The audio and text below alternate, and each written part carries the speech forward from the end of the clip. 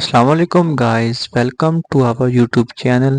जैसा कि आप जानते हैं कि हमने कल पाइथन की लाइब्रेरी और वीएस स्टूडियो को इंस्टॉल किया था, तो आज हम इंटीजर का इस्तेमाल करेंगे पाइथन के अंदर। सो फर्स्ट ऑफ ऑल हम इंटीजर्स पर क्लिक करेंगे। हमें तो पहले पता होना चाहिए कि इंटीजर्स होते क्या हैं। इंटीजर्स कोई भी इंटीजर हो सकते हैं, जैसे कि नंबर, फ्लोट या कम्प्लेक्स नंबर। जो फ्लोट होते हैं वो डेसिमल पॉइंट में होते हैं। इंटीजर्स मींस कोई भी न्यूमेरिक नंबर हो सकता है। और फर्स्ट ऑफ ऑल ये कि इंटीजर्स जो होते हैं उनकी कोई लिमिट नहीं होती, वो नॉन लिमिट होते हैं। सो इंटीजर्स की कोई लिमिट नहीं होती। और आपको एक और बात बता, और जो फ्लोट की एक्यूरेसी होती है वो 15 डेसिमल पॉइंट तक होती है, इससे ज़्यादा नहीं हो सकती। और कम्प्लेक्स क्या होते हैं? कम्प्लेक्स मतलब कि x की वैल्यू हमारे पास और एक y की वैल्यू है।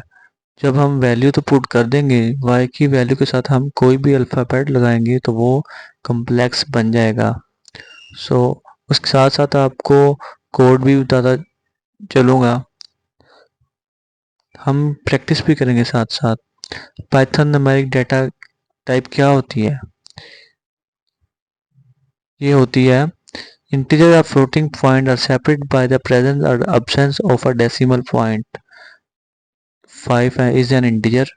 5.42 is a floating number. Complex number are written in the form of, ये देखिए मैंने आपको बताया था कि कम्प्लेक्स नंबर जो होते हैं y की वैल्यू के साथ कोई भी अल्फ़ाबेट लगता है। इसी तरह से इधर भी ऐसे ही शो करवाया गया है। हम न्यू फाइल बनाएंगे। मैंने आपको बताया था कि हम जुपाइटर में बनाएंगे, क्योंकि कोड जो एग्जीक्यूट होता है लाइन बाय लाइन होता है। आपने कंट्रोल एस दबाकर अपना कोई भी फोल्डर सेलेक्ट कर लेना है। कंट्रोल एस मीन्स कि आपने जो फाइल सेव करनी है आपने कौन से फोल्डर में करनी है। तो आप सबसे पहले अपना फोल्डर सेलेक्ट कर लेंगे और आप चेक कर लेंगे कि आपने फाइल का नाम क्या रखना है। फाइल का नाम रखने के बाद हम एंटर करेंगे तो हम इधर कोड एग्जीक्यूट करेंगे। देखें इधर रखा हुआ है x इज इक्वल टू, कोई भी वैल्यू देंगे, जैसे हमने इधर दिया x इज इक्वल टू 12 और y इज इक्वल टू 3.4। ऐसे ही हम एक और वैल्यू लेंगे z की। z को हम एक और रखेंगे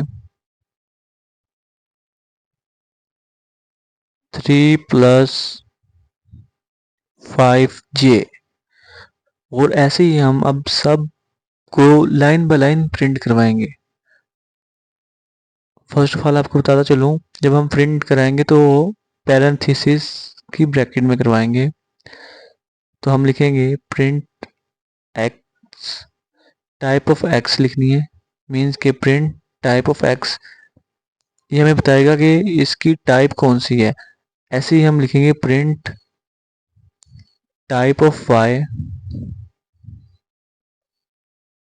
और इसी तरह से ही हम लिखेंगे प्रिंट पैरेंथेसिस। और आपने स्पेस का ज़रूर ख्याल रखना है, वो भी आपको साथ ही साथ बताऊंगा।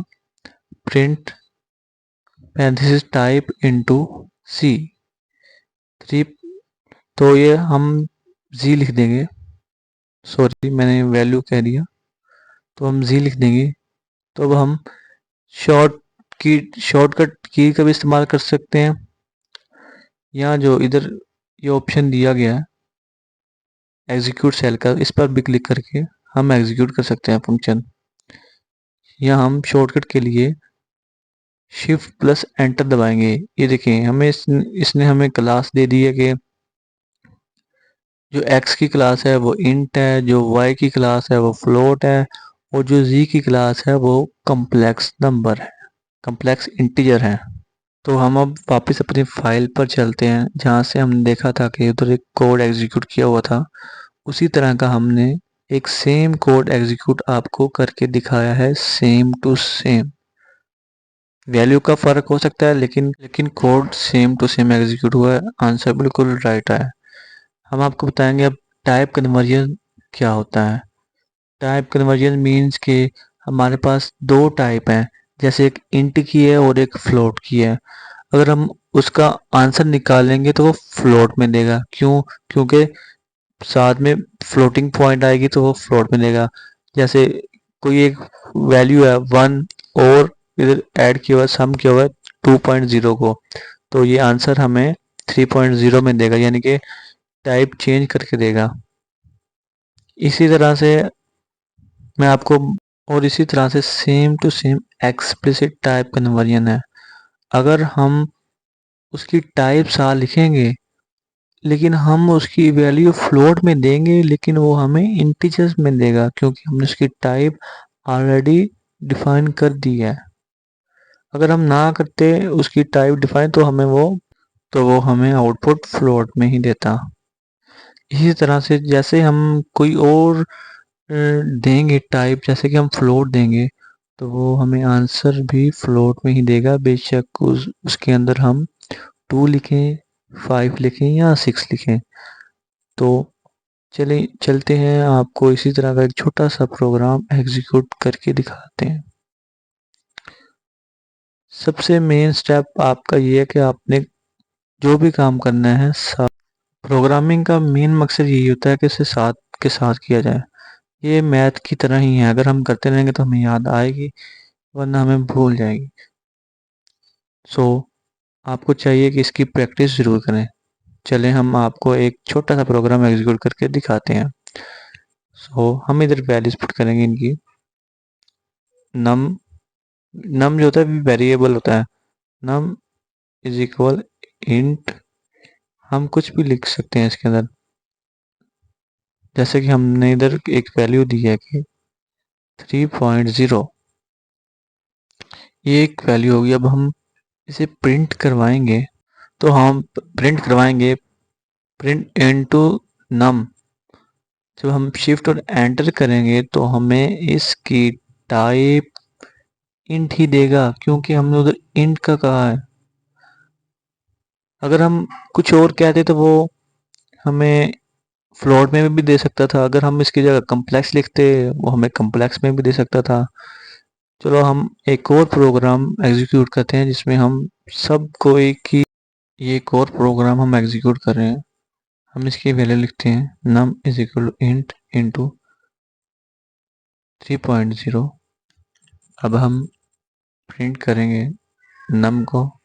जो हमने वेरिएबल लेना है उसे ही हमने प्रिंट करवाना है, क्योंकि जो हमारा वेरिएबल होगा हम उसे प्रिंट करवाएंगे ना कि हम प्रिंट इनटू इंट लिख देंगे। ये तो हमें एरर देगा ना। इसी तरह से एरर देगा तो ज़रूर अगर हम नम की जगह कुछ और लिखेंगे। हम नेक्स्ट लाइन में एक और वेरिएबल लेते हैं num1 के नाम से। आपको एक और बात बताऊं, चलो मैं आपको बताता हूँ ये करके। num is equal to float into 5। अब हम प्रिंट